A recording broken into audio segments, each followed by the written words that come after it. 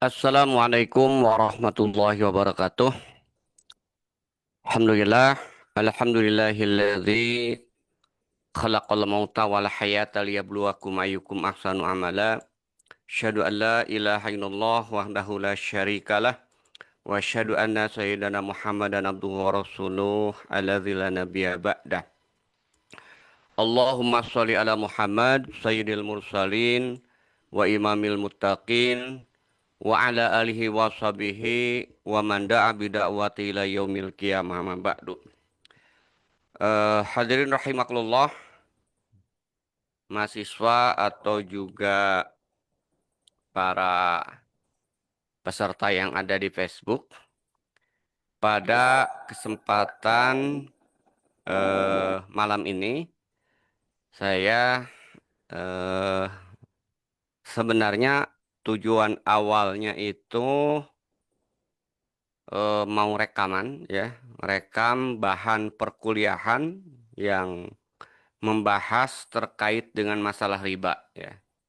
Cuman supaya yang menyaksikan nanti juga bukan hanya mahasiswa, saya coba untuk eh, live juga ya di Facebook ini, sehingga juga bisa diikuti oleh teman-teman yang eh, bisa saksikan di layar Facebook gitu kan. Nah, pada kesempatan ini saya akan membahas ya terkait dengan topik riba ya. Ada 3 poin yang akan kita bahas pada kesempatan malam ini ya. Yang pertama kita akan membahas awal pendahuluan eh, terkait dengan riba ini. Kemudian nanti yang kedua kita akan membahas pengertian riba serta ancaman bagi para pelakunya. Dan yang terakhir kita akan membahas keberadaan riba dalam aktivitas ekonomi. Baik, kita lihat di poin pertama ya. Kalau kita lihat riba ini sesuatu yang mengerikan sebenarnya gitu kan. Karena riba ini masuk dalam kategori 7 dosa besar ya yang sifatnya merusak, membinasakan. Dalam hadis yang diriwayatkan oleh Imam Bukhari dan Muslim, eh, Rasulullah menyatakan, tinggalkanlah 7 hal yang membinasakan.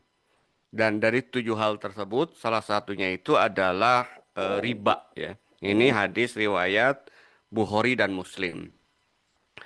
Begitu juga kita lihat di dalam ayat Al-Quran dengan tegas, surat Al-Baqarah ayat 275. Allah Subhanahu wa taala berfirman, A'udzu billahi minasyaitonir rajim, wa ahalallahu al-bai'a wa harrama riba. Jadi Allah telah menghalalkan jual beli dan mengharamkan riba. Tentu dalam perspektif Islam, sesuatu yang diharamkan itu akan mendatangkan dosa, ya. Dan harus kemudian jauhi, ya. Dan tadi di awal sudah saya sebutkan bahwa riba ini termasuk dosa besar yang membinasakan ya kan. Nanti kita lihat juga di pembahasan berikutnya, ancaman terkait dengan dosa riba ini ternyata dampaknya atau akibatnya bukan hanya diterima oleh individu, tapi bisa masyarakat bahkan negara gitu kan. Nah, kemudian berikutnya kita lihat juga di dalam ayat yang lain ya, banyaklah yang mengharamkan terkait dengan riba ini ya. Tapi walaupun hadis sudah sangat jelas tadi bahwa riba termasuk 7 perkara yang membinasakan, ayat Al-Quran juga tadi sudah menyebutkan bahwa Allah telah mengharamkan riba. Fakta yang kita temui ya, walaupun sudah terang benderang, ya, sudah jelas, lugas dan tegas, tapi kita melihat masih banyak yang terlibat dengan riba. Ya. Pertanyaannya itu mengapa? Kok masih banyak eh, umat Islam yang mempraktekkan dan mengamalkan riba. Ya. Ya. Dan hari ini kita lihat hampir semua orang terlibat. Ya. Riba, ya, tanpa terkecuali. Ya. Ya, artinya terlibat itu ada hal-hal yang tidak bisa dihindari gitu kan. Kenapa? Karena riba itu ada juga nanti di mata uang gitu kan. Ya, di mata uang yang menggunakan uang kertas di mana di dalamnya itu ada unsur riba juga di dalamnya itu kan. Bahkan kalau kita lihat hampir ya tidak ada aktivitas ekonomi dan bisnis saat ini yang terbebas dari riba. Ya. Walaupun sudah ada perbankan syariah, nyaris itu porsinya kecil lah itu kan. Nah, jadi kembali pertanyaannya, riba sesuatu yang diharamkan sejak jelas, terang, benerang gitu kan. Tapi kita hari ini masih banyak menyaksikan umat Islam yang terlibat riba gitu kan. Nah, apa salah satu sebabnya kalau kita menelusuri apa yang disampaikan oleh Syekh Taqiyuddin Adabhani ya dalam kitabnya An-Nizamul Iqtisad fil Islam ya, sistem ekonomi dalam Islam. Beliau menjelaskan ya bahwa eh, riba ya kalau kita lihat ya dijelaskan oleh Syekh Taqiyuddin An-Nabhani ya bahwa riba ini kan terkait dengan ekonomi ya, ekonomi kapitalis itu kan. Jadi di kitab An-Nizamul Iqtisad fil Islam itu disebutkan wa inna min a'dhami ma futina bihil muslimun ya. Jadi masalah yang paling berat ya, yang telah memalingkan atau memfitnah ya kaum muslimin ya. Kata beliau adalah wa asyaddi ma yu'anunahu min bala'i fi waqi'il hayatihim, serta penyakit yang paling parah ya kan yang menikam mereka ya, yang menimpa mereka ya dalam kehidupan ini, kata beliau adalah dalam fakta kehidupan ini al afkara al muta'alliqata bil hukmi wal afkara al muta'alliqata bil iktisadi.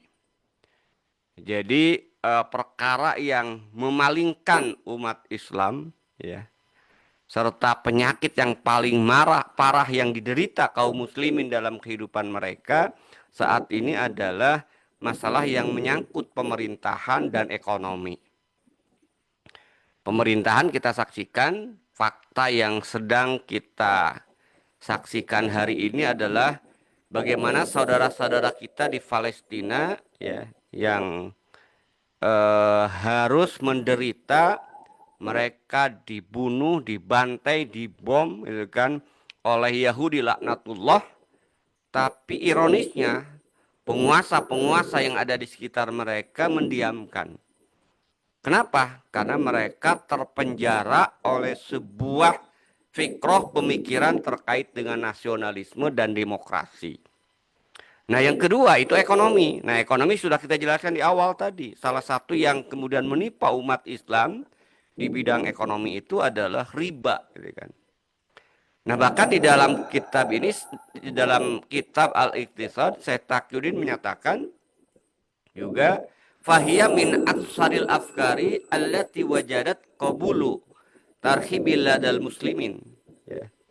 Jadi pemikiran-pemikiran terkait dengan politik dan pemerintahan itu paling banyak diterima dan disambut dengan ironisnya dengan penuh kebanggaan oleh kaum muslimin, kan?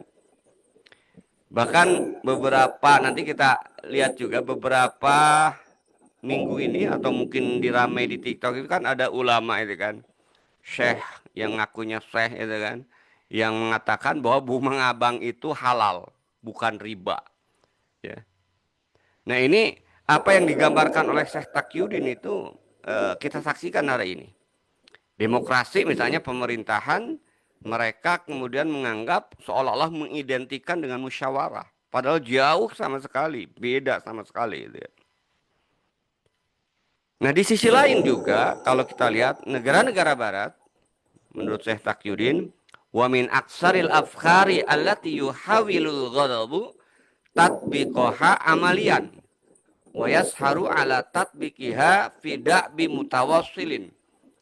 Dan juga pemikiran-pemikiran ini ya yang terkait dengan politik dan pemerintahan dan ekonomi ini adalah pemikiran yang paling banyak direkayasa oleh Barat agar bisa diterapkan secara praktis. Ya.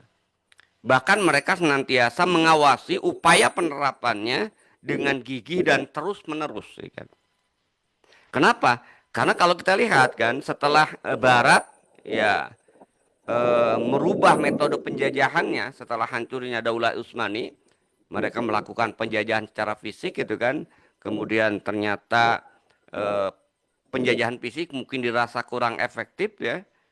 Maka mereka mengalihkan penjajahannya itu dalam bentuk penjajahan politik dan ekonomi. Penjajahan politik dan ekonomi itu ternyata cukup efektif ya. Dan alat yang digunakan untuk melakukan penjajahan secara politik dan ekonomi tidak lain adalah pemikiran-pemikiran Barat yang di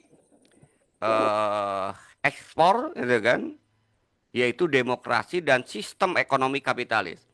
Makanya ada buku yang cukup bagus itu kan, ini dibuat oleh mereka sendiri ya, intelektual mereka, ekspor yang mematikan ya. Bagi dunia Islam itu sebenarnya demokrasi gitu kan. Dan ini kita saksikan hari ini gitu kan. Nah, itu saya kira sebagai pengantar ya kan terkait dengan riba. Akhirnya memang kalau kita bicara terkait dengan riba ini ya tadi itu tidak lepas dari juga peran Barat, negara kapitalis yang memang berupaya untuk menjajakan dan memaksakan penerapan sistem ekonomi kapitalis, di mana dalam sistem ekonomi kapitalis riba itu salah satu tulang punggung ekonomi dalam sistem mereka. Nah, sehingga dengan upaya yang dilakukan oleh Barat yang terus-menerus, termasuk juga mohon maaf tadi ya, mengaburkan pemahaman-pemahaman umat tentang riba, itu kan, mengaburkan pemahaman-pemahaman umat tentang ekonomi ya, sehingga mereka tidak bisa lagi umat akhirnya seolah-olah memisahkan antara ilmu ekonomi dan sistem ekonomi. Sehingga riba yang juga sudah jelas, terang benderang, itu menjadi kabur dan bias. Kenapa? Ya karena mereka menyodorkan fakta seolah-olah ya misalnya bunga aja kan dengan bungkus yang bagus bunga gitu kan padahal riba gitu kan. Mereka kemudian kaburkan, mereka biaskan misalnya ya itu kan bunga itu beda dengan riba karena bunga itu bermanfaat ya kan. Nah, ini contoh ya yang dilakukan dalam rangka upaya untuk membiaskan, mengkaburkan seolah-olah bunga itu bukan riba. Ya. Nah, tapi ternyata kalau kita lihat, ini mungkin bisyarah Rasulullah ya. Lewat beberapa hadis, di saat umat Islam sedang hubudun ya, di saat umat Islam sedang lemah pemikiran mereka, maka akan ditimpakan kondisi itu sebagaimana yang digambarkan oleh hadis Rasulullah, dua hadis itu kan. Hadis yang pertama adalah Rasul mengatakan ya, yang diriwayatkan oleh Imam Nasai, Ibnu Majah dan Abu Daud. Rasul menyatakan yakni ala nasi zamanun yakulun riba faman lam yakulhu asabahu min gubarihi. Jadi Rasul menyatakan dalam ayat ini, dalam hadis ini, sungguh kata Rasulullah akan datang pada manusia suatu masa ketika ya dalam kurung ya tiada seorang pun di antara mereka yang tidak akan memakan harta riba. Naudzubillahi min dzalik gitu kan. Siapa saja yang berusaha tidak memakannya, maka ia tetap akan terkena debu dari riba itu. Ya sering saya kebetulan ya ngajar ekonomi Islam itu sudah lama. Kadang-kadang saya keras berbicara terkait dengan riba, ya kan. Tapi ada juga mahasiswa yang nyindir itu kan. Pak Arim keras ngomong riba, ngomong bunga bank riba, tapi yang gajinya kan ditransfer lewat bank juga itu kan. Nah, ini juga pernyataan-pernyataan yang bisa benar bisa salah sebenarnya gitu kan. Ya. Tapi memang fakta itu kan. Fakta bahwa kita tidak bisa lepas dari aktivitas yang terkait dengan perbankan yang di dalamnya itu ada bunga, ada riba. Walaupun secara fikih sebenarnya kalau dia ngerti itu harus membedakan. Karena tidak semua aktivitas perbankan itu kemudian haram atau mengandung riba. Ada di TikTok ya, mungkin sudah pernah Anda semua melihat ada seorang ulama nyindir gitu kan, ketika dia ingin melegalisasi bunga bank itu bukan riba, dia bilang ya tadi itu kan persis seperti mahasiswa, makanya levelnya pemikirannya berarti level mahasiswa gitu kan, mahasiswa yang nggak ngerti ya, terkait dengan hukum gitu kan, seolah-olah dia mengatakan itu kan bahwa eh, dia mengharamkan bunga, bunga itu sama dengan riba, tapi dia pakai ATM. Nah ini kan konyol dia. Konyol maksud saya itu dia tidak bisa memisahkan mana yang halal, mana yang haram dalam transaksi-transaksi yang terkait dengan perbankan. Ketika bunga bank itu riba, seolah-olah semua digeneralisasi. Yang namanya aktivitas perbankan itu seolah-olah semuanya itu riba. Nah ini kekeliruan, gitu kan. Karena kalau kita bicara hukum itu harus kita kaji ya objek hukumnya, manatnya hukum itu berbeda-beda gitu kan. Ketika bunga bank itu riba tidak berarti semua aktivitas perbankan konvensional itu riba gitu kan. Nah, nanti kita bisa jelaskan pada kesempatan yang lain. Fokus kita malam ini saya akan menggambarkan terkait dengan hukum-hukum riba. Nah, begitu juga disinyalir oleh Rasulullah dalam satu hadis yang diriwayatkan oleh Imam Bukhari dan Imam Nasai, di mana Rasul bersabda, "Walayatiyanna 'alan nasi zamanun," ya, kata Rasulullah, dan akan datang suatu zaman 'alan nasi di tengah-tengah manusia ya atau di mana manusia ya, yuhilluna riba bil bai. Mereka menghalalkan riba dengan alasan jual beli gitu kan. Jadi mengaburkan itu kan. Padahal ayat sudah jelas di dalam ayat Al-Quran tadi, halalul bai'a wa harrama riba. Allah telah menghalalkan jual beli dan mengharamkan riba. Ya. Tapi seolah-olah ada yang mengatakan bahwa ya kan eh, jual beli itu sama dengan riba. Persis dengan orang Yahudi. Ayat ini kan membantah pernyataan orang Yahudi itu kan. Dengan logika mereka bahwa kenapa mereka mengatakan bahwa jual beli itu sama dengan riba itu kan, karena sama-sama ada keuntungan, ada profit ya kan. Jadi kalau jual beli misalnya saya beli barang 100.000 dijual kemudian 110.000 itu ada keuntungan ya 10.000 sama aja berarti katanya kata orang-orang Yahudi itu kan nisbahnya pendapatnya itu sama aja dengan meminjamkan uang 100.000 ya kembali 110.000 itu kan selama 1 tahun itu kan. Nah ini kan jelas-jelas pernyataan yang mirip dengan pernyataan orang Yahudi ya yang menghalalkan jual beli dengan menghalalkan riba dengan alasan jual beli sama itu kan. Padahal tadi secara tegas di dalam ayat Al-Qur'an Allah menyatakan halallahu bai'a wa harrama riba. Allah telah menghalalkan jual beli dan mengharamkan riba ya. Karena itu dari sini maka berarti ya penting bagi kita untuk memahami ini ya. Sangat penting bagi kita untuk memahami terkait dengan fakta riba gitu kan. Jadi betul-betul kita harus memahami riba agar tidak salah gitu kan, tidak salah ya, tidak menyamakan antara jual beli dengan riba atau tidak menyamarkan riba dengan istilah-istilah yang manis ya. Bunga atau di koperasi riba sebenarnya ada yang disebut dengan SHU itu kan. Ini bukan riba ya kan. Ini bukan juga bunga. Ini namanya sisa hasil usaha. Ya intinya sama juga kalau kita lihat nanti faktanya itu ya, itu hanya nama aja sisa hasil usaha, tapi dasarnya itu adalah dari simpanan pinjaman ya tetap aja riba dengan bahasa-bahasa tadi. Nah, maka penting sekali di sini kita memahami ya bagaimana definisi riba dan juga fakta-fakta riba baik fakta hari ini maupun berdasarkan hadis Rasulullah SAW. Baik, itu poin yang pertama, pengantar ya pendahuluan tentang pentingnya kita memahami riba dan kondisi umat Islam yang hari ini nyaris mereka itu terbelenggu dengan sistem kapitalis dan ribawinya. Gitu ya.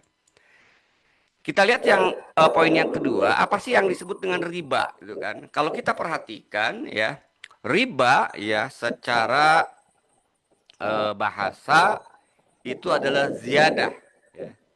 Ziyadah atau tambahan, ya.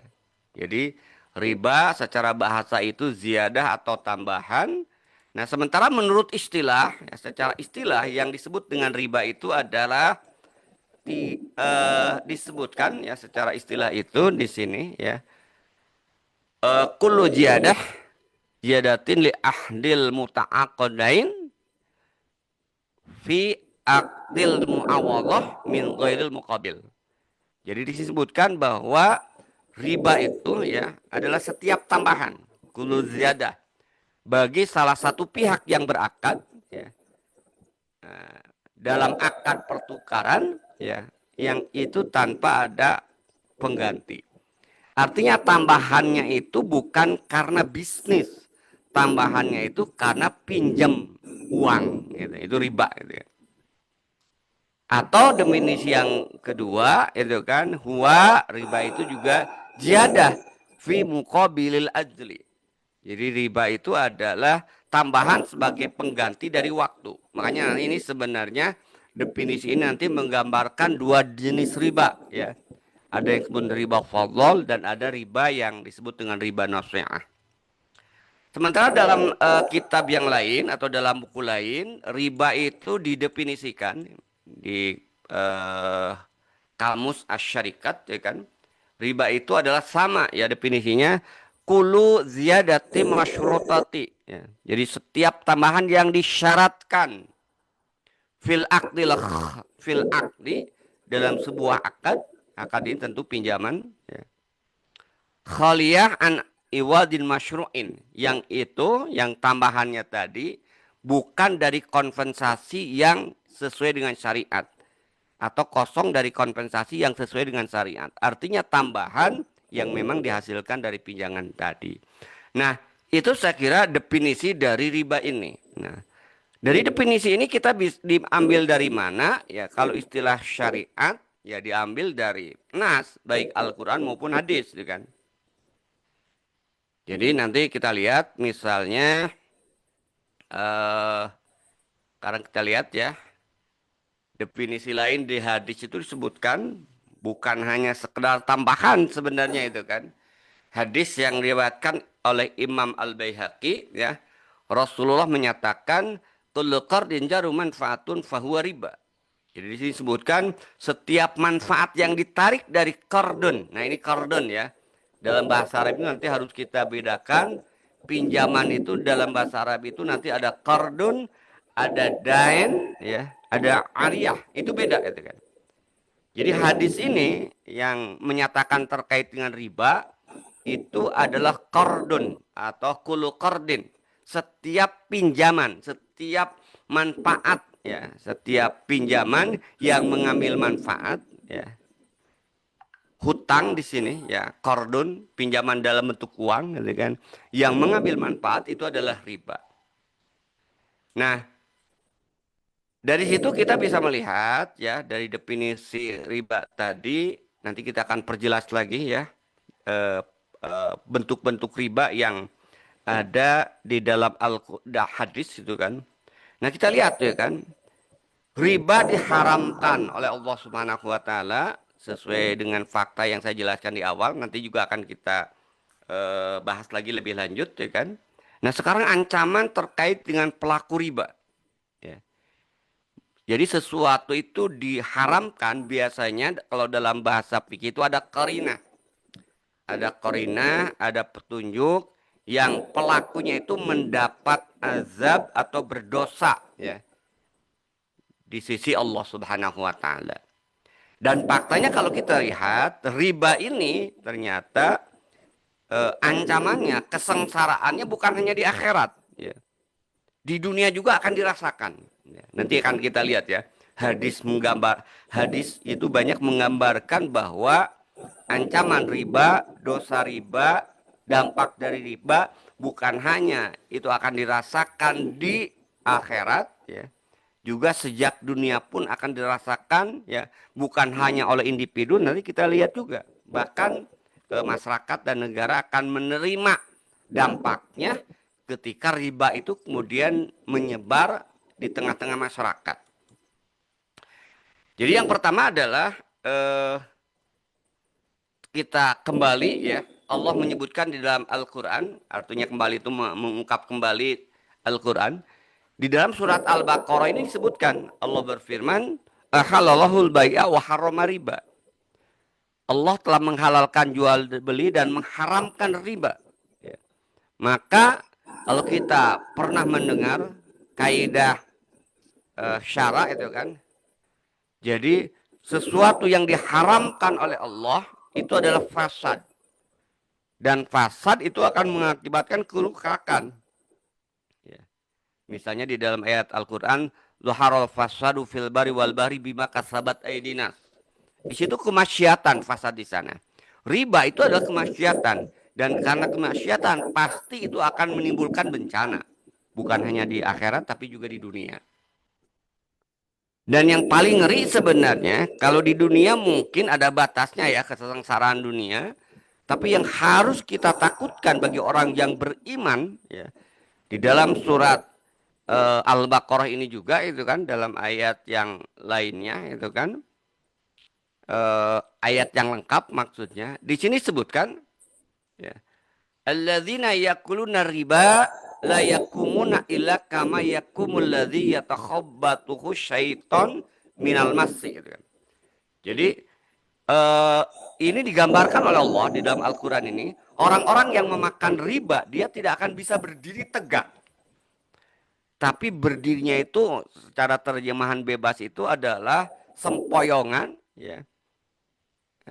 Seperti setan yang kena sempoyongan itu kan. Jadi di ayat ini kemudian dijelaskan, gitu kan, orang yang maaf ya, ternyata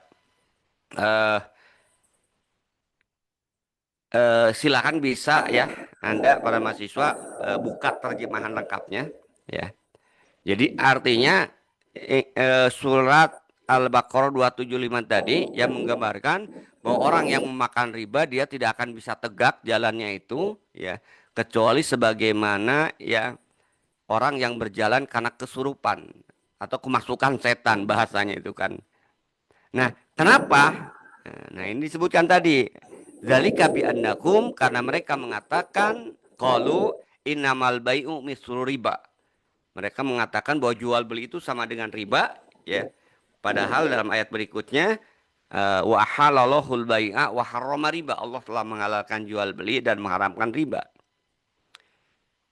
Kemudian ayat ini menggambarkan yang saya kasih merah ini ya. Di poin yang saya kasih merah ini, Anda perhatikan, ini yang sebenarnya harus kita ngeri gitu kan. Yang paling ngeri itu di sini ya. Kalau bencana di dunia ada akhirnya, yaitu ketika kita menghadapi kematian. Tapi kalau dosa di akhirat ya, dan dosa riba itu saking besarnya sampai digambarkan oleh Allah Subhanahu wa taala di akhir ayat surat Al-Baqarah ini, wa man ada faulaika ashabun nar hum fiha khalidun. Ya. Jadi disebutkan setelah riba kemudian diharamkan, ya. Kemudian mereka memahami riba-riba tadi itu kan fakta riba. Riba berbeda dengan jual beli karena tadi dijelaskan ahalallahul bai'a wa harrama riba. Tapi mereka kemudian kembali tetap memungut riba, ya. Tidak peduli dengan apa yang diharamkan oleh Allah Subhanahu wa taala. Kata Allah dalam ayat ini, faulaika ashabunar hum fiha khalidun. Mereka yaitu sejatinya adalah penduduk neraka. Jadi mereka yang memakan riba, mereka yang menjadi pelaku riba, nanti kita lihat yang pelaku riba itu siapa aja yang kena dosanya sama itu ya. Nah, kata Rasulullah, kata ayat ini, mereka penghuni neraka hum fiha khalidun. Nah, ini yang menjadi perbedaan di kalangan para ulama, ada yang menyebut dengan kata-kata hum fiha khalidun. Mereka itu kekal di dalamnya. Kalau terjemahan bebasnya itu kekal. Kalau kekal berarti seperti orang kafir. Iya kan? Naudzubillah min dzalik. Nah, ada perbedaan pendapat di kalangan para ulama terkait dengan tafsir dari ayat ini, ketika disebutkan di dalam ayat ini, hum fiha khalidun, orang-orang yang mengambil riba itu kemudian kekal di dalamnya. Nah ternyata ada dua ya pendapat yang mengatakan bahwa kapan dia itu kekal di neraka, kalau dia sudah tidak lagi mengharamkan riba. Jadi dia tetap dia mengatakan gitu kan, setelah riba diharamkan dia nggak peduli, bahkan mengatakan riba itu tidak haram. Nah kalau dia mengatakan riba itu tidak haram, ya maka itu hum fiha khalidun, di nerakanya kekal. Tapi kalau secara ikhtiqad dia masih meyakini riba itu haram, ya, kemudian dia tetap masih kemudian melakukan aktivitas riba, maka hanya dosa besar itu kan. Ya. Tidak sampai kufur, tidak sampai kemudian kekal di nerakanya. Nah itu tafsir dari dua yang saya baca terkait dengan ayat itu, pendapat ya. Pendapat ini saya ambil dari Syekh Aqwa Abu Rushdah misalnya. Beliau menyebutkan ketika ada ayat Al-Quran terkait dengan riba ini, waman ada faulaika sabunar hum fiha khalidun, itu ada dua kemungkinan. Ya. Kemungkinan memang dia kekal di dalamnya kalau dia kafir. Kapan dia kafir? Ketika dia menghalalkan riba. Nah itu ya. Kalau dia menghalalkan riba, kemudian melaksanakan riba, maka kekal di dalamnya. Tapi kalau dia kemudian tidak menghalalkan riba, dia yakin masih riba itu haram, cuman karena nafsu, cuman karena istilahnya itu zalim atau fasik, maka dia tidak kekal di dalamnya. Tapi tetap aja dia masuk neraka dulu, gitu kan. Wallahu alam berapa lama di apa istilahnya itu dilemparkan ke nerakanya, tidak ada nas yang menyebutkan itu. Sehingga ketika disebutkan hum fiha khalidun itu untuk menggambarkan juga betapa lamanya itu kan dia disiksa di neraka. Nah, itu yang terkait dengan ancaman ya.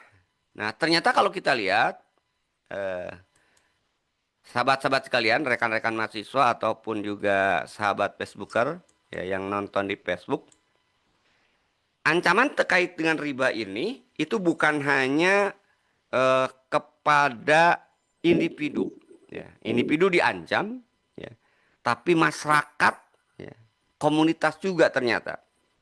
Yang pertama ancaman terhadap individu kita bisa lihat ya dari hadis ini banyak yang terkait dengan dosa riba. Ini salah satunya itu adalah yang menggambarkan betapa besarnya dosa riba, ya kan? Bahkan disebutkan di sini ada yang nanti hadis yang lain ya. Kalau hadis riwayat Imam Ahmad ini menyebutkan dirham ya. Riba yaquluhu rajul, satu dirham riba yang dimakan oleh seseorang, wa huwa ya'lam, dan dia tahu, kata Rasulullah, asyadu min sittin wa salasina.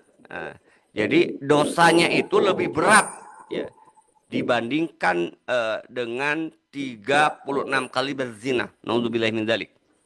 Bayangkan satu dirham yang didapatkan dari riba ya, maka dosanya lebih berat dibandingkan dengan 36 kali berzina. Pertanyaannya adalah berapa sih satu dirham itu gitu kan? Kalau kita lihat, saya cek dulu ya di data terakhir ya. Artinya data hari ini. Satu dirham itu ya sebenarnya kalau dirupiahkan berapa ya. Jadi kalau kita lihat di Mang YouTube lah ya. Satu dirham itu hari ini gitu kan. Itu satu dirham itu kan perak ya. Beratnya itu 2,97 gram. Nah, saya lihat di Antam ini. Itu di Antam ini disebutkan ya. Itu satu dirham ini tertanggal berapa ya? Oh, ini jual hari ini ya. Kita kalau beli dirham hari ini gitu kan, itu dikirim nanti tanggal 23 sampai 27 April kan tibanya itu kan. Nah, satu dirham, satu koin itu berapa harganya dengan rupiah? Nah, ini luar biasa. Satu dirham ini ya. Jadi satu dirham ini itu sama dengan harganya hari ini 135.000 ya. Jadi 1 dirham itu ya, harga dirham bulan April ini itu 135.000. Artinya apa? Kita makan bunga ya, senilai ya 135.000, dosanya lebih berat dibandingkan dengan berzina 36 kali. Ya. Mengerikan ya. Makanya kalau kalau orang masih berani mengambil riba itu, makanya tadi kalau di dalam ayat Al-Quran itu hum fiha khalidun itu ngeri sebenarnya itu kan. Ya. Tapi ya tadi gitu kan, karena umat sudah sekuler, seolah-olah hanya soleh itu urusan sholat, zakat, puasa, haji, urusan ekonomi seolah-olah boleh gitu kan, mengikuti kapitalis itu kan. Sehingga dengan beraninya mereka mengatakan ya bunga bank itu sekarang itu halal ya, bukan riba dengan alasan manfaat ya. Nanti bisa kita kaji ya. Ini udah sebenarnya sudah kita bahas kan waktu di awal ya, terkait dengan lemahnya pendapat yang mengatakan bahwa bunga bank itu bukan riba. Ya. Oke, kemudian yang kedua, ini yang potongan hadis di awal tadi. Ya. Kata Rasulullah, "Ijtanibu asab al muwabiqat." Ya. Jauhilah 7 perkara yang membinasakan. Jadi di hadis ini disebutkan, jauhilah 7 perkara yang membinasakan. Kemudian sahabat bertanya, wa mahuna ya Rasulullah, apa 7 perkara tersebut ya Rasulullah? Nah, Rasul menyebutkan, qala yang pertama asyirku billah, syirik menyekutukan Allah. Kemudian yang kedua wasihru, kemudian sihir, wa qatlul nafsi allati haramallahu illa bil haq, membunuh jiwa ya yang diharamkan oleh Allah. Nah, baru yang keempat ini wa aklu riba, memakan harta riba. Jadi luar biasa kalau kita lihat di sini seolah-olah disejajarkan dosa riba itu seperti dosa syirik kepada Allah. Makanya ini mungkin kalau kita lihat hanya sekedar melihat di sini, ini menguatkan pendapat yang mengatakan bahwa pelaku riba di nerakanya itu kekal karena pelaku kesyirikan kalau dia tidak tobat juga kekal di dalamnya. Nah, ini ancaman riba secara individu ya. Banyak hadis yang lainnya yang terkait dengan ancaman riba ini secara individu ya. Nah, kalau tadi ya ini yang kita lihat dulu yang bawah dulu ya sebelum ke siapa aja pelaku riba itu kan yang kena dosanya itu ya. Di hadis riwayat Hakim itu disebutkan riba salah satu wasabuna baban aisaruha misla ayan kiharrajulu ummahu. Jadi kalau kita lihat di sini disebutkan bahwa riba itu memiliki 73 pintu atau dosa. Nah, yang mengerikan dosa yang paling ringan. Kalau tadi 1 dirham sama dengan berzina dengan 36 pelacur dosanya bahkan lebih besar. Ini dosa yang paling ringan dari riba kata Rasulullah itu seperti seseorang menarik bahasa hadisnya itu ayan kiha menikah ya. Padahal yang dimaksud itu berzina. Kenapa? Karena walaupun dia menikah tapi dengan maksudnya dengan tahulah ibunya tapi misalnya melakukan proses akad nikah tetap aja berzina gitu kan. Jadi dosa yang paling rin pelaku riba ya, maka kata Rasulullah seperti seseorang yang berzina dengan ibu kandungnya sendiri. Naudzubillah min dzalik. Nah, baru kita lihat nanti ini hadis yang di atasnya ini ya, yang hadis riwayat Imam Muslim. Ini ancaman sekaligus memberikan penjelasan siapa aja yang dosa terkait dengan riba. Jadi seperti yang saya katakan di awal tadi, tidak semua orang yang kerja di bank itu ya dia kena dosa semua, enggak gitu kan, tergantung pekerjaannya. Nah, dalam hadis ini yang dilaknat ya, Rasulullah menyebutkan dilaknat. La'ana Rasulullah SAW ya. Rasulullah melaknat. Nah, siapa? Yang pertama aklu riba, pemakan ribanya. Siapa pemakan riba yang dimaksud? Itu adalah pemberi pinjaman yang ribawi. Yang kedua itu adalah yang meminjam dengan riba ya. Yang kedua, yang memberi makan dengan riba. Jadi berarti ini pemberi pinjaman. Kalau tadi yang meminjamnya, ya, ya. Jadi pemakan riba yang meminjam, yang memberi makan dengan riba, peminjamnya, pemberi pinjaman. Nah, yang ketiga itu penulisnya. Kalau dalam bahasa sekarang itu adalah akuntannya gitu kan. Nah, Anda ya, mohon maaf mahasiswa-mahasiswa akuntansi ya, kalau Anda kerja di perbankan konvensional ya, ya pasti nggak masuk dalam kelompok ini penulisnya. Ya. Kemudian yang keempat saksi ya, dua orang saksi.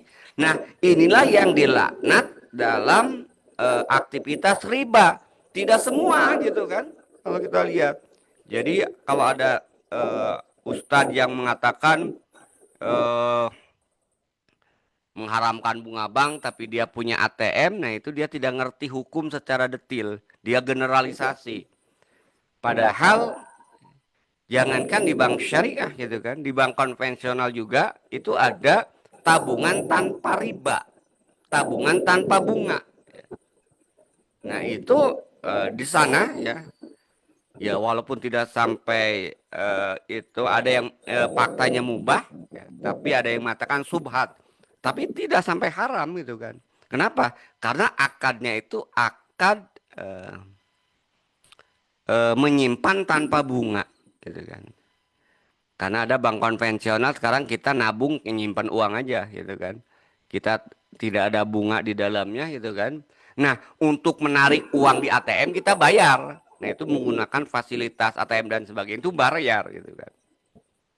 Nah, jadi ini contoh ya bahwa salah satu yang kerja di bank itu tidak semua itu juga apa istilahnya itu kena ribanya, seolah haram ya secara hukum ya. Misalnya ya office boy atau yang kerja di bank tapi posisinya sebagai office boy yang tidak ada kaitannya dengan transaksi riba, tidak berhubungan dengan empat ini, ya dia tidak terkena dosa riba. Ya,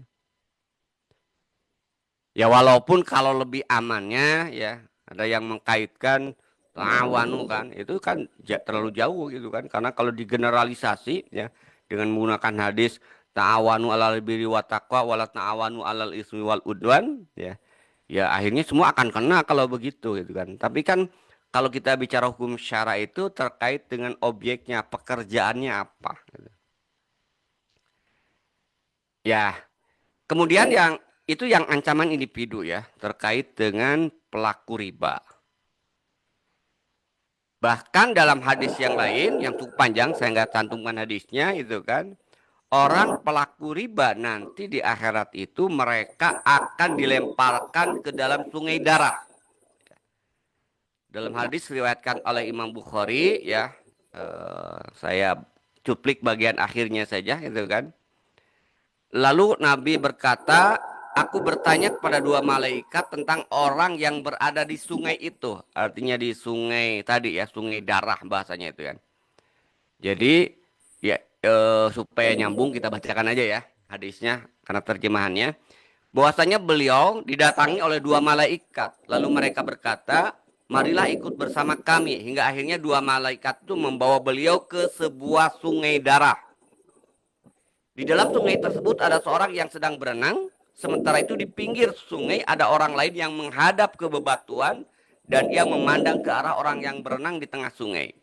Jika orang yang berada di tengah sungai itu ingin keluar darinya, maka laki-laki yang di pinggir kali melempari mulutnya dengan batu hingga dia kembali lagi ke tempat semula.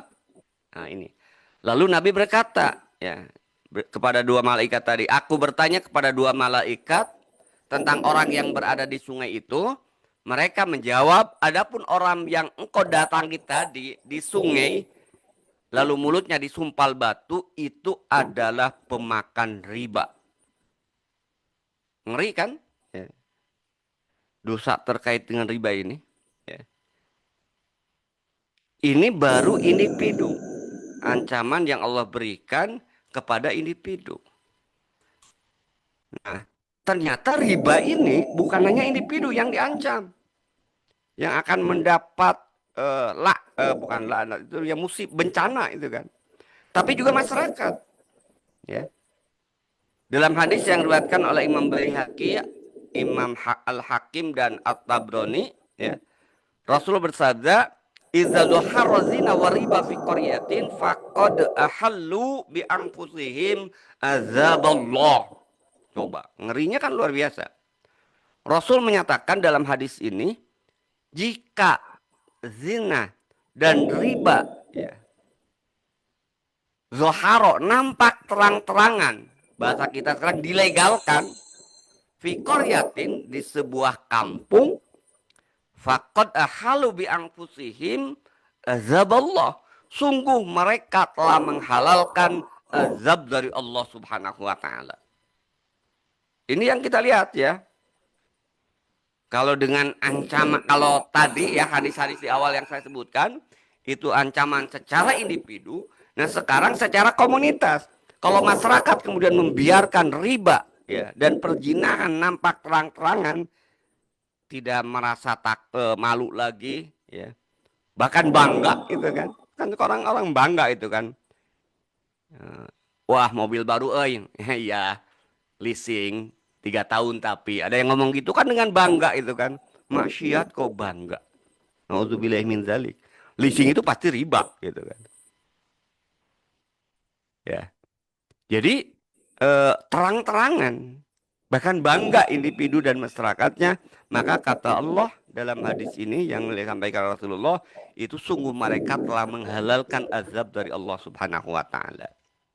Kemudian berikutnya kita lihat juga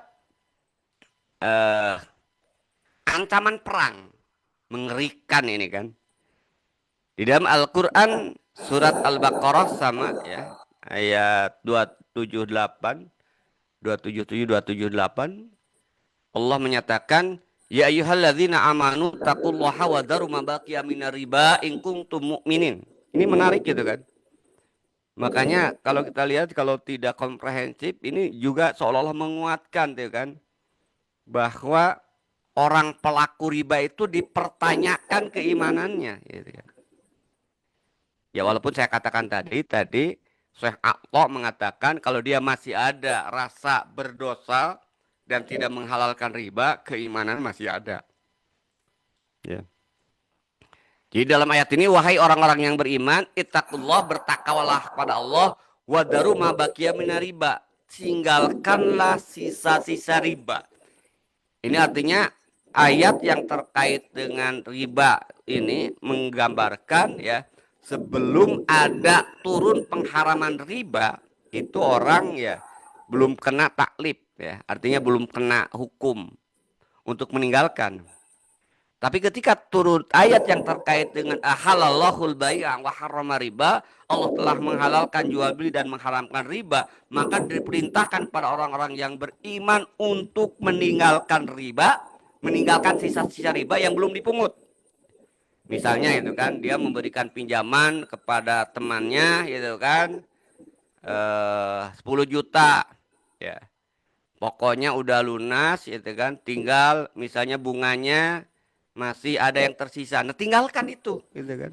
Ketika memahami, mengerti bahwa bunga itu riba, dosa riba, riba itu dosa besar gitu kan. Tinggalkan. Nah, di akhir ayatnya, in kuntum mu'minin, jika kalian ya istilahnya itu, jika kamu orang yang beriman. Makanya kan retorika kan ini seolah-olah menafikan keimanan. Orang yang tetap mengambil riba setelah tahu haram, setelah turun datang perintah haram. Ini konteksnya ayat pada diturunkan. Nah dilanjutkan, fa'ilam tab'alu fa'zanu biharbi minallahi wa rasulihi.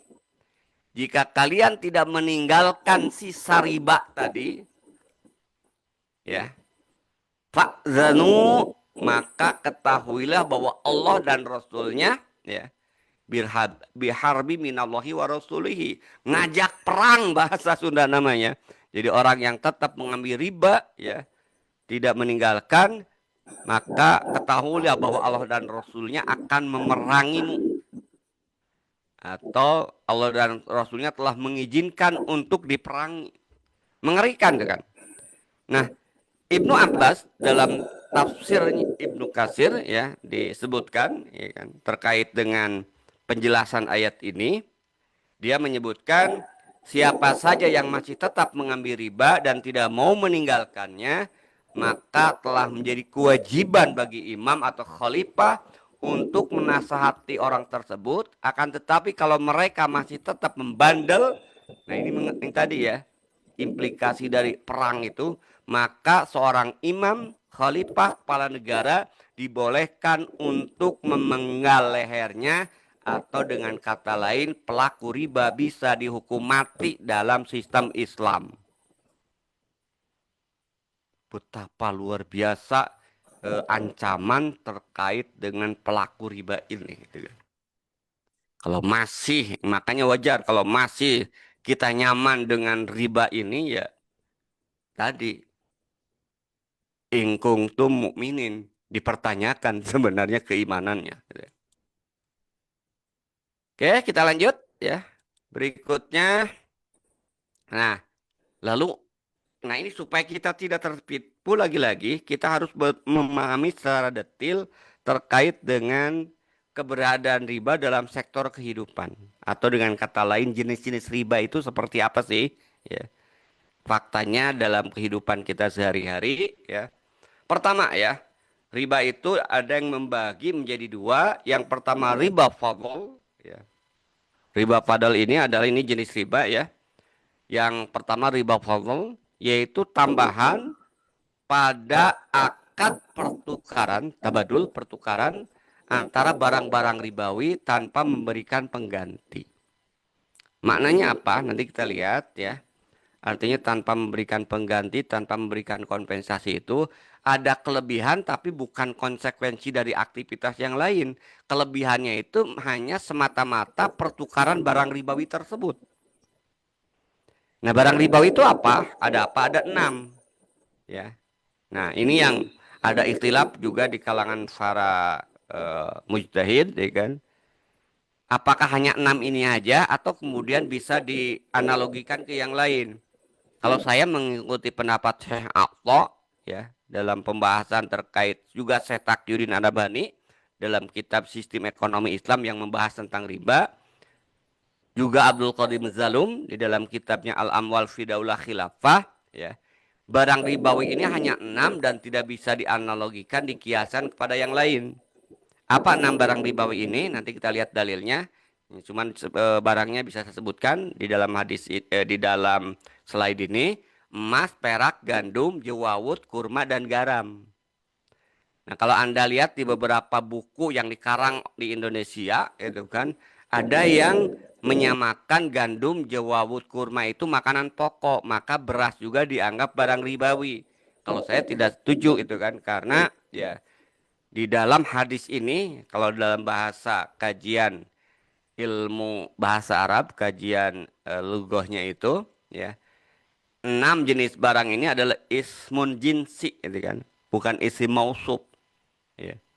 Kalau isim mausuf misalnya makanan, itu bisa dianalogikan ke beras, tapi kata Syekh Taqiyuddin atau juga Syekh Abdul Qadim Zalum, 6 barang ribawi ini menggunakan isim jenis, isim jinsi itu kan, sehingga tidak bisa dikiaskan, dianalogikan kepada yang lain, maka barang ribawi itu hanya 6. Nah, apa ketentuan terkait dengan barang ribawi agar terhindar dari riba? Itu harus memenuhi 2 syarat ini. Syarat yang pertama, jika ditukarkan dengan barang yang sejenis, misalnya emas dengan emas, maka harus kontan, ya, dan biadin, dan tidak boleh ada tambahan atau kelebihan.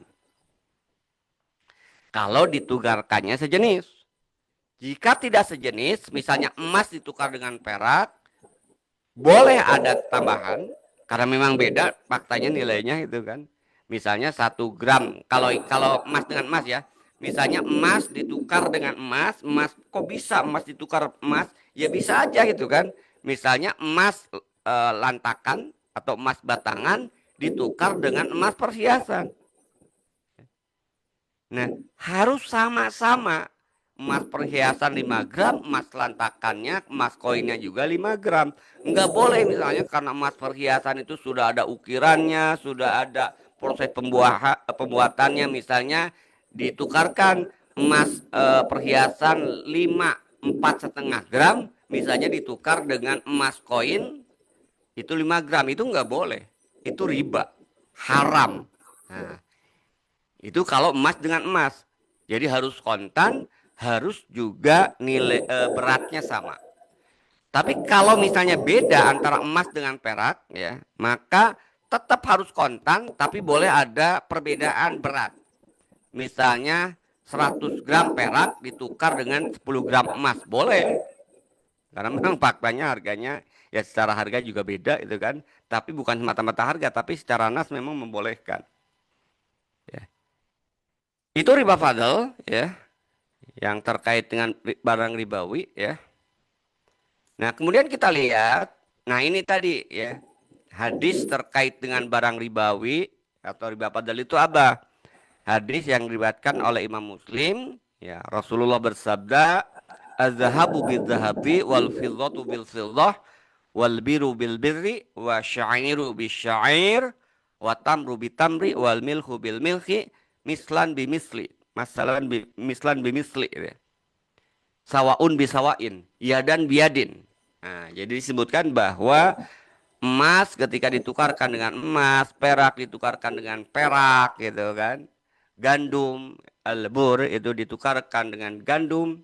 Kemudian syair, jawawut ditukarkan dengan jawawut.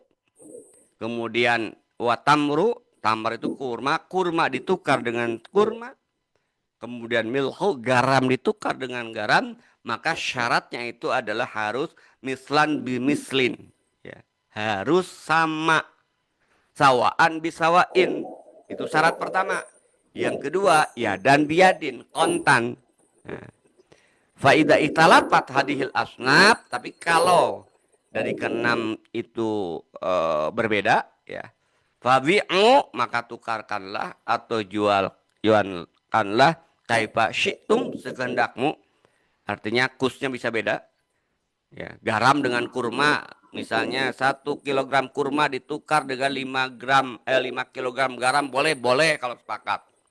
Tapi syaratnya tadi yang kedua, kalau yang pertama tidak harus sama ya, tapi idza kana dan biadin, tapi tetap syaratnya harus tunai, harus kontan. Nggak boleh nuker kurma dengan garam, kurmanya hari ini misalnya, garamnya besok. Nah itu nggak boleh juga.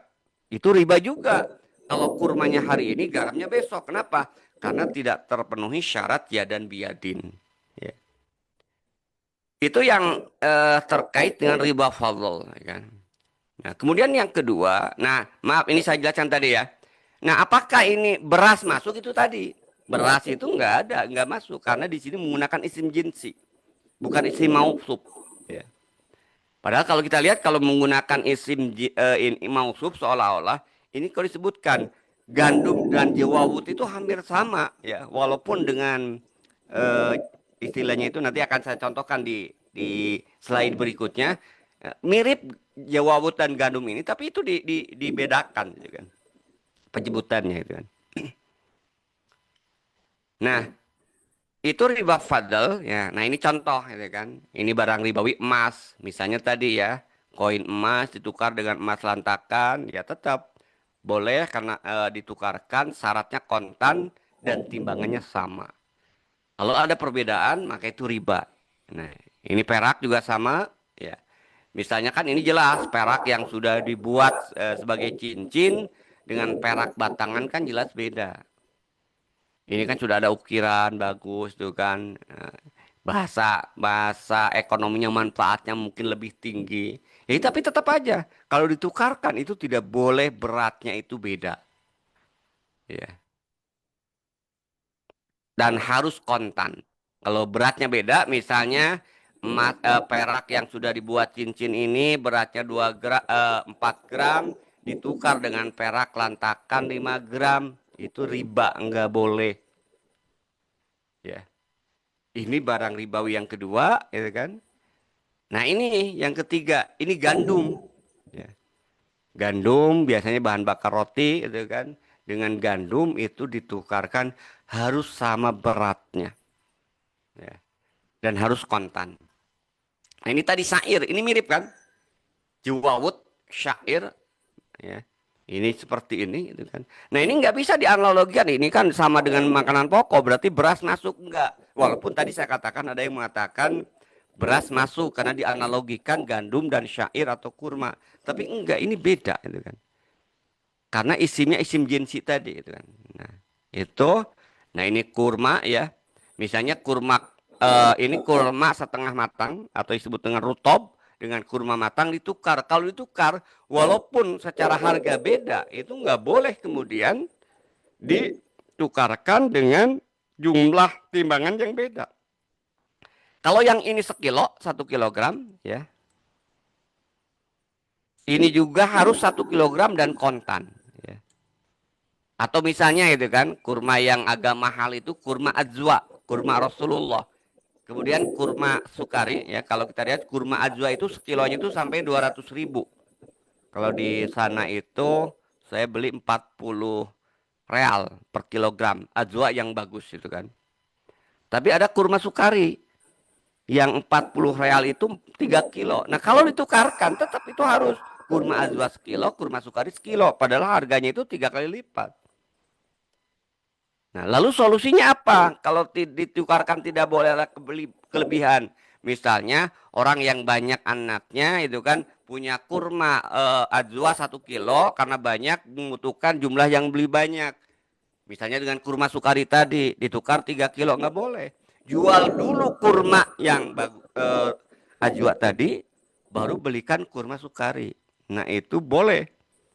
Jadi kalau ditukarkan langsung, kalau ada kelebihan itu riba. Terakhir ini garam ya. Nah, ini garam. Kok garam bisa ditukar dengan garam? Apa orang gendeng? Ya faktanya bisa jadi itu kan. Garam yang masih dalam bentuk ini ya gelondongan dengan garam yang sudah halus.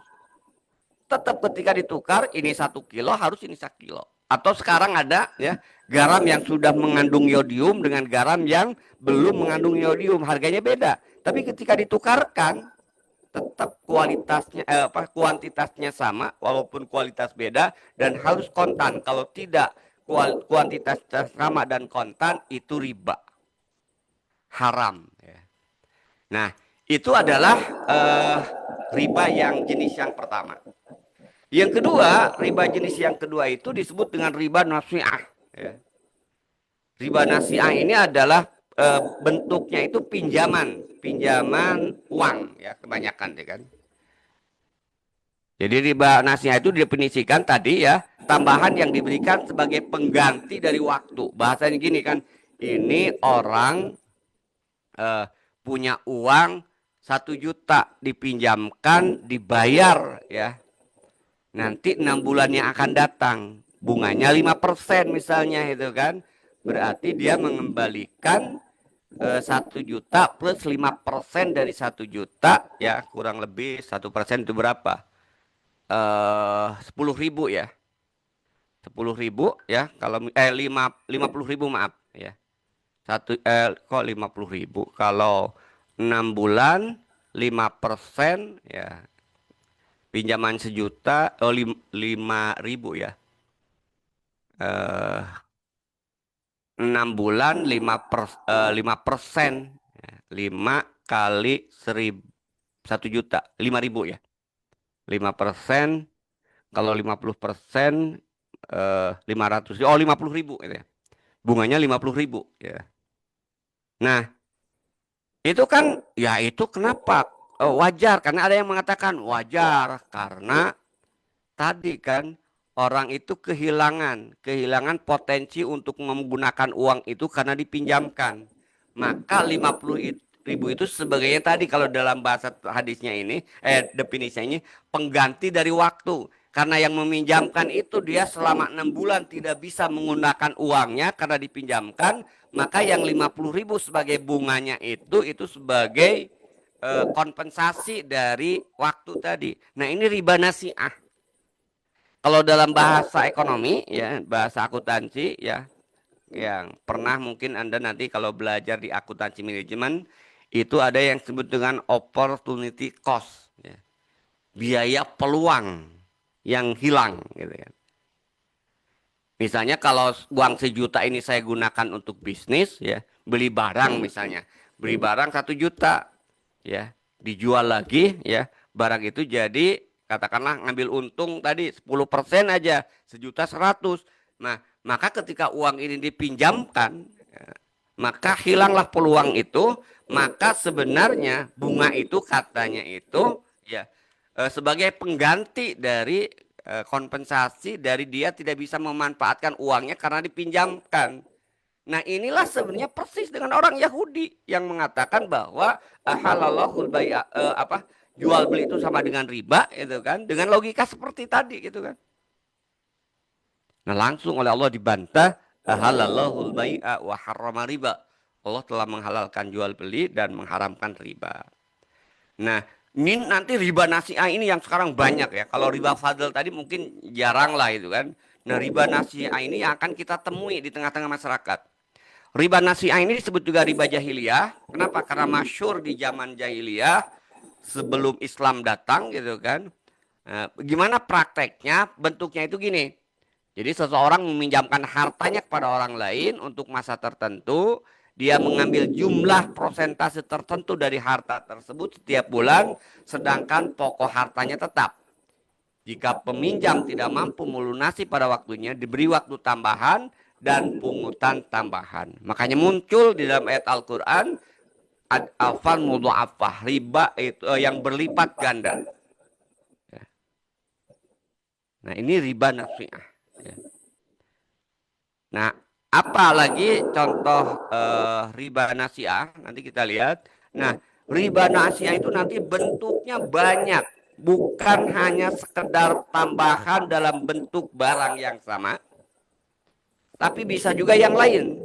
Contoh, ini hadis yang pertama, ini riba nasiah gitu kan. Rasulullah menyatakan, jika seseorang menghutangkan uang pada orang lain, janganlah ia menerima hadiah. Hadiah dikaitkan dengan pinjaman itu riba. Nah, hati-hati gitu kan. Minjemin uang, pas bayar, bawa pisang gitu kan sebagai rasa ucapan terima kasih atas pinjamannya. Uangnya nggak bertambah. Pinjam 1 juta atau 5 juta, bayar lagi 5 juta. Cuman pada saat bayar ngasih hadiah pisang. Hadiah yang dibayarkan, diberikan karena pinjaman, itu kata Rasulullah itu riba.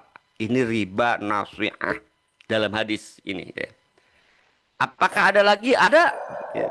Dalam hadis yang diriwayatkan oleh Imam Bukhari, Rasulullah menyatakan ya, kamu nanti hidup ya kepada sahabat yang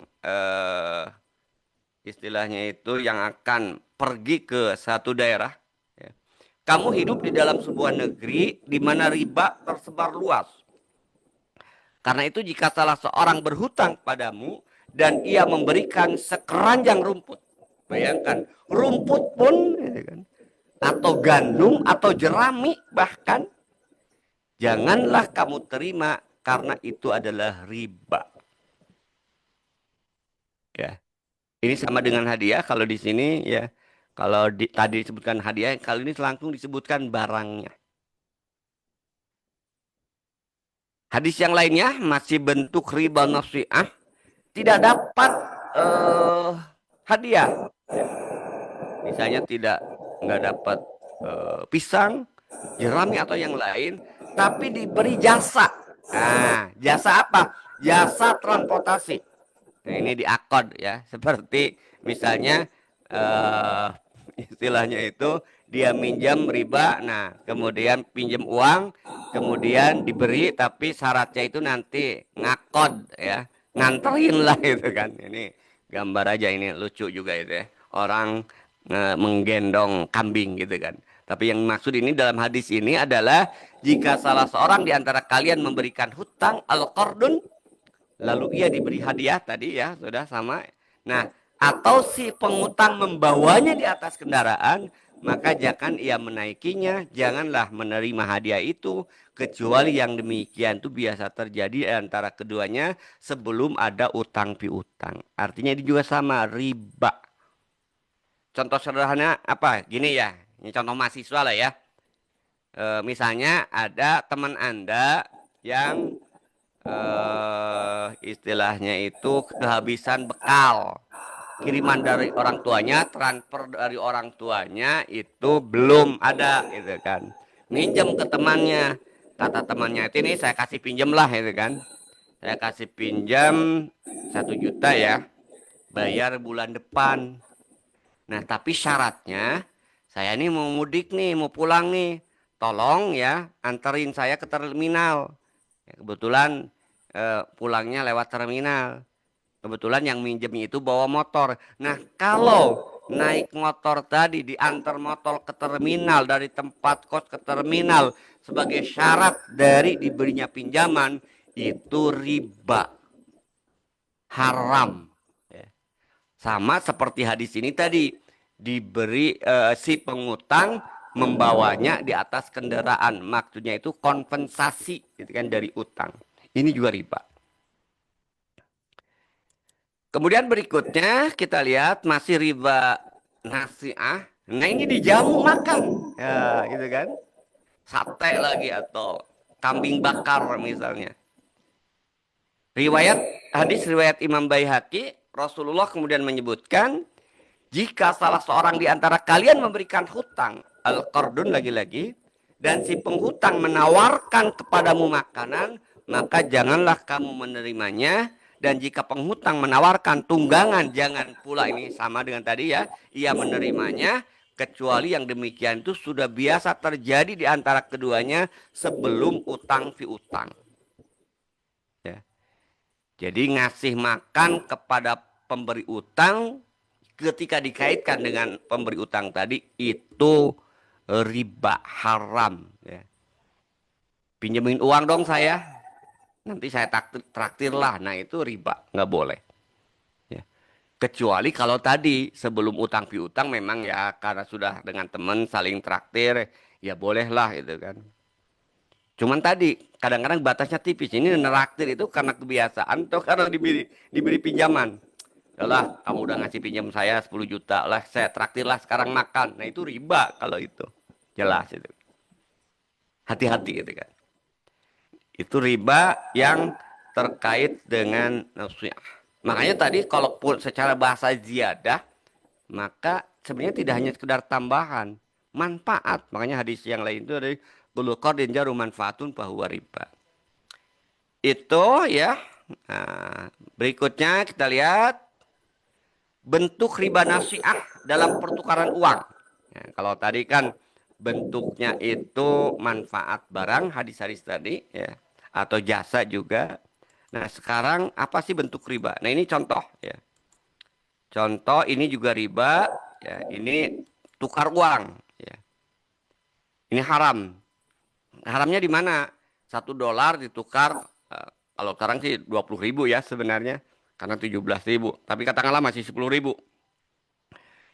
Nukar uang 1 dolar, dia butuh rupiah misalnya, ditukar 10.000.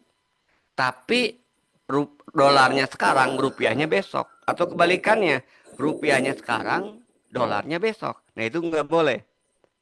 Ya, walaupun ini beda ya, tapi tidak kontan, tidak ya dan biadin, tetap itu diharamkan. Contoh lain, yang kedua ini, 1 dolar ditukar 10.000. Ya, rupiah. Tapi diangsur. Ya. 5.000 hari ini, 5.000 laginya nanti minggu depan. Ini juga nggak boleh, ini juga riba. Kenapa? Karena ada yang kontan, ada yang tidak kontan. Nah ini yang heboh ya di Lebaran kemarin. Ya, penukaran uang ini juga riba. Riba misalnya apa? Ya riba ini.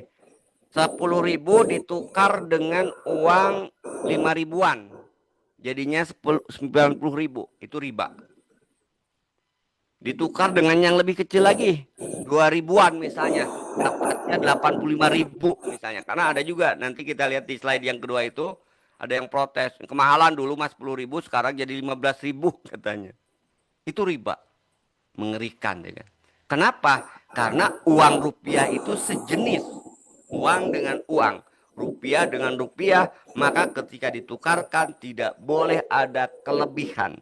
Harus sama walaupun pecahannya beda. Ya. Jadi ini ya. Oh, nah ini yang sorry yang di sebelah kirinya ya.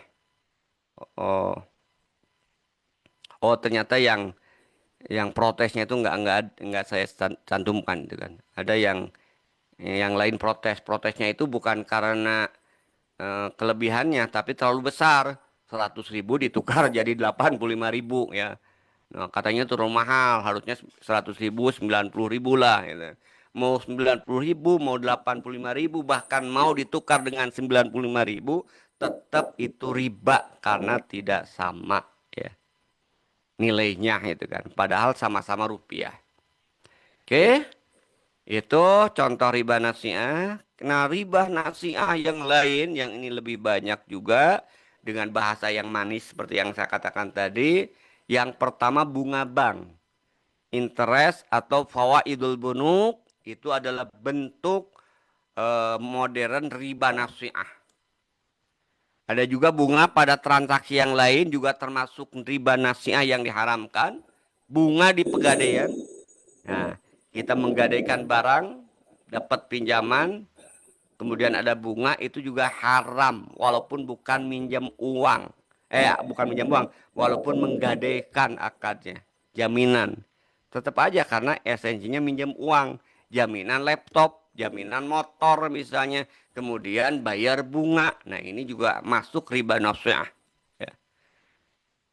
Contoh lain, asuransi juga sama ya. Asuransi konvensional di dalamnya ada bunga, makanya asuransi itu haram. Walaupun haramnya asuransi bukan hanya sekedar bunga, nanti kita bahas pada pembahasan takaful. Berikutnya adalah bunga di koperasi yang disebut dengan bahasanya mungkin bukan bunga, SHU, tetap aja itu juga bunga, itu juga riba. Bunga utang luar negeri ini negara, naudzubillah min dzalik, besar sekali dosanya maksudnya dan pinjamannya. Kan. Bunga utang dalam negeri juga, baik ke asing maupun ke asing di dalam negeri tetap aja haram. Atau bunga Bang Emok lah bahasa sekarang. Ibu-ibu yang mungkin disebut dengan Bang Emok, kalau di Jawa Timur disebut Bang Plecit ya kan, Bang Titil, rentenir. Kenapa disebut dengan Bang Emok? Karena ngasih uang, memberikan uangnya mungkin sambil emok gitu kan. Perempuan emok itu bahasa Sunda artinya duduk sambil melipat kaki. Gitu. Nah, ini adalah bentuk-bentuk riba nasiah yang modern yang sama hukumnya dengan riba nasiah yang pada masa jahiliyah dulu. Oke. Kemudian riba juga sebenarnya ada dalam sistem moneter uang kertas. Ini contoh ribanya itu kita dipaksa bodoh gitu kan. Kertas nilainya 100 dolar. Di slide saya yang lain ketika membahas sistem moneter, 100 dolar itu kurang lebih nilai nominal, nilai intrinsiknya itu 650 rupiah. Ini kalau sekarang dengan dolar 1.300 pada saat saya membuat slide, kalau sekarang berarti 1.700.000. Ini kan kertas beda-beda, kok nilainya beda-beda. Maaf, kertas yang sama-sama kertas walaupun gambarnya beda, nilainya itu jauh beda. Kalau uang ini 0, kalau ini senilai 50.000, kalau ini 1.300.000 atau kalau sekarang 1.700.000 ya, 100 dolar itu. Riba yang mengerikan juga ini yang lebih banyak lagi, itu riba yang terjadi di pasar modal atau bursa efek. Ya. Pasti yang namanya jual beli bursa ya, efek itu transaksi yang diharamkan karena pasti di dalamnya itu ada unsur riba. Termasuk jual beli saham. Ya. Jual beli saham, walaupun disebut dengan saham syariah, ya, kalau menurut saya tetap haram karena di situ tetap ada unsur riba. Ya. Kenapa? Karena saham itu wakil dari uang. Nanti saya punya pembahasan khusus terkait dengan riba dalam saham ini, gitu kan. Tapi intinya eh, Anda harus pahami aja, gitu kan, bahwa saham, surat berharga termasuk saham, obligasi dan yang lainnya yang dijual di bursa efek itu haram karena di situ riba. Belum juga di dalamnya ada juga terkait dengan judi sebenarnya, gitu kan. Spekulan, ya kan. Ya. Oke. Dan ini yang terakhir itu riba pinjaman utang negara, luar biasa, mengerikan ini. Jadi kalau tadi 1 dirham aja sama dengan dosanya dengan 36 kali berzina. Yang terendahnya sama dengan berzina dengan ibu kandung sendiri. Bayangkan riba yang dihasilkan oleh pinjaman negara, ya. Ini kan sudah terang-terangan. Makanya kalau negara kita banyak bencana itu saya melihatnya dengan fakta ini jangan-jangan azab bagi masyarakat. Mungkin bagi setiap individu ada yang musibah, ada ujian, ada azab juga. Karena hadis tadi kan di awal, idza dhuhar riba wa zina fi qaryatin faqad ahalu bi anfusihim azaballah. Bayangkan ini 2024 utang bunganya aja yang harus dibayar oleh pemerintah 497 triliun. 2025 522 triliun kalau tidak salah. Ngeri sebenarnya itu kan. Dampaknya kalau yang di dunia sudah terasa. APBN dibebani oleh utang dan bunganya sebagian besar untuk bayar bunga, maka yang dikurangi itu subsidi. Akhirnya apa? BBM subsidinya dikurangi, listrik dikurangi, gas dikurangi, subsidinya, pupuk bahkan nyaris dihilangkan, ya kan? Kenapa? Karena sebenarnya dana dari APBN-nya banyak dialokasikan untuk bayar bunga. Ironisnya, pinjaman itu digunakan untuk proyek-proyek yang itu tidak langsung dirasakan oleh rakyat, bahkan membebani rakyat. Hanya kelompok tertentu yang menikmati. Contohnya apa? Yang sekarang berdarah-darah dalam berita kemarin. Utang digunakan untuk membangun kereta api cepat Jakarta-Bandung misalnya. Itu ya kemarin saya baca berita ya. Jangankan untuk istilahnya itu bayar bunga, untuk menutupi biaya operasionalnya juga nggak cukup. Nah ini mengerikan deh kan. Baik, yang terakhir ya kalau kita lihat eh, oh selesai. Itu barangkali ya yang terkait dengan riba ini jelas eh, hukumnya haram dengan dosa yang sangat besar di sisi Allah. Mudah-mudahan kita semua ya bisa terbebas dari riba ini. Ya, sebagai penutup ya dari kajian kita malam ini ya. Jadi eh memang kalau kita ingin membebaskan riba ya di tengah-tengah masyarakat itu sulit kalau sistemnya masih sistem kapitalis. Secara individu kita bisa terbebas dari riba, terbebas dari bunga bank. Bukan dalam rangka ta'asyub atau sombong, tapi ini sebagai bentuk tasyakur aja. Alhamdulillah ya. Sampai hari ini saya tidak pernah ya, meminjam sepeser pun uang yang itu terkait dengan riba. Jadi nggak pernah saya minjam uang ke bank konvensional, jangankan bank konvensional, ke bank syariah pun saya juga tidak pernah, ya kan? Ya, itu bisa ya kalau kita memiliki keyakinan, keimanan, kesadaran. Cuman kalau kita ingin membebaskan masyarakat rakyat dari bunga, ya dari riba itu hanya bisa dilaksanakan kalau sistem kapitalisnya diganti, dihilangkan, ya, itu dengan sistem ekonomi Islam. Tapi sistem ekonomi Islam itu hanya bisa kemudian diterapkan secara sempurna kalau politiknya sistem politik Islam. Intinya apa? Kalau kita ingin serius membebaskan umat dari riba, sebenarnya perjuangan yang harus kita lakukan adalah perjuangan menegakkan syariat Islam secara kafah. Karena kalau tidak kafah, maka riba tidak akan bisa dihilangkan di tengah-tengah masyarakat.